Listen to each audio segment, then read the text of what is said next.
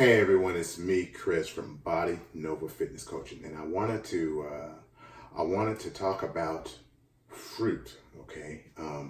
Because it used to be, back in the day, you had to have your four healthy food groups: the milk group, meat group, vegetables and fruits, breads and cereals, and um, it seems like people in their search to simplify things, you know.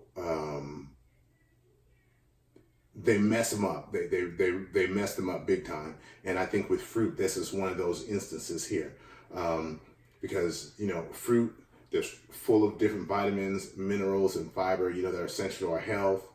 Antioxidants that are cancer-fighting ingredients and things like that. But it seems like now people are trying to cut fruit out of their diet, and what really, when you look at the science, it's really stupid reasoning. Okay, so with that being said, here's why. Okay, there's a lot of things where people say that, okay, fruit is bad for you because fruit will raise your cholesterol, fruit will make you fat or get you fat, and things like that. And when you look at the research, this is what happens. Okay. As long as you did not overeat, as long as you ate, maintenance level calories,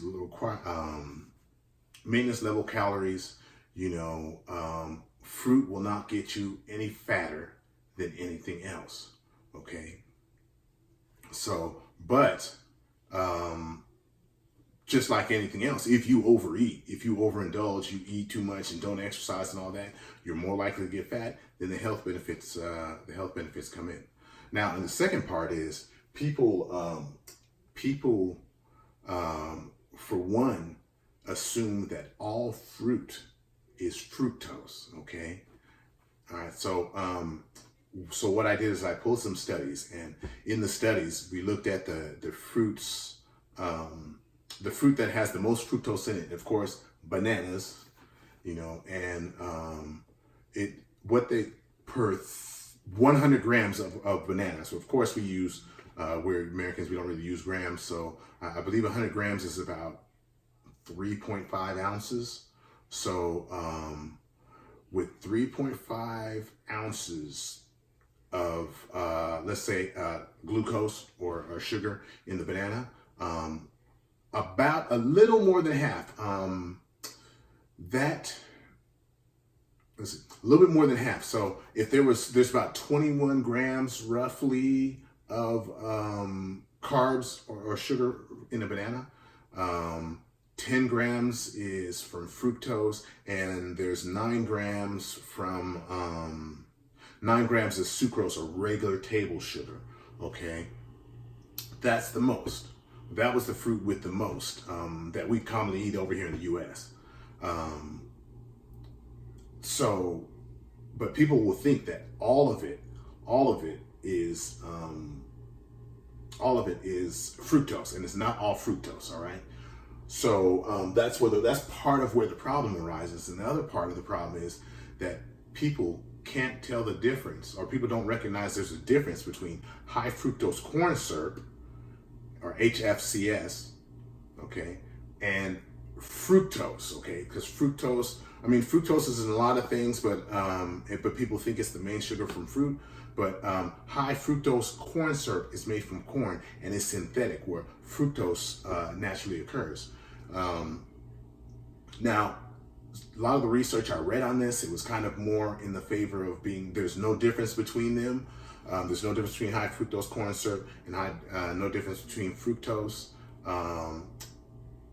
But here's the kicker. Now, I did read research on both, and what I read and what I understood when I read it was that, okay, fructose was not an issue as long as you did not overeat. Okay. Even in excess of 100 grams a day, because they used to claim if you ate 100 grams a day of fructose, which in this case, it would be the equivalent of eating, 30 ounces of bananas. Okay. If there would be health problems, and there wasn't any health problems as long as you didn't overeat. flip that side around, they looked at high fructose corn syrup, and everything was fine. But what they said was it didn't, wasn't responsible for weight gain. It wasn't. It didn't affect anything else except for your triglyceride levels. And it said that over 100 grams of high fructose corn syrup, would affect your triglyceride levels. So that was kind of it. But then again, that's high fructose corn syrup and not fructose. So you have to understand that. You have to keep it in mind. There's a difference between high fructose corn syrup and corn syrup. Okay, there's a difference between high fructose corn syrup and fructose. Okay, 1, 2, not all the sugar in the fruit is not fructose. Okay, it's a mixture of stuff. Some of it's just regular old table sugar, which we call sucrose. All right. And then 3, overeating of anything, can help you create the health problems that you're so worried about by eating fructose. So, associated with fructose and eating fruit. So, and one more, I'm going to leave you with this one. If you're also worried about that, is not fructose.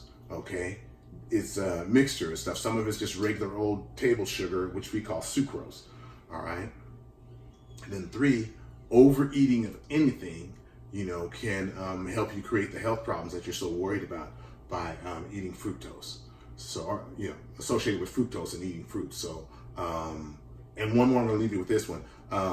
If you're also worried about that, be more selective about the fruit that you choose to eat. Okay. So you can, if it's like bananas versus apples versus berries, of course, apples and berries, they'll have more fiber, they'll have less sugar, which will also mean less fructose. So you can make smarter choices with that.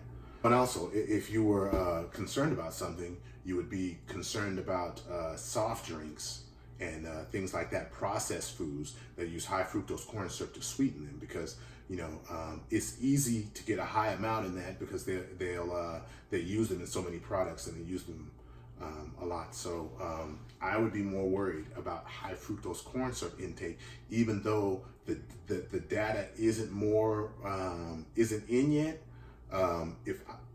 If I was throwing caution, I would throw caution in that direction, towards that instead of at fructose, which we see that isn't really a problem. Yeah, so keep that in mind. All right, and until next time.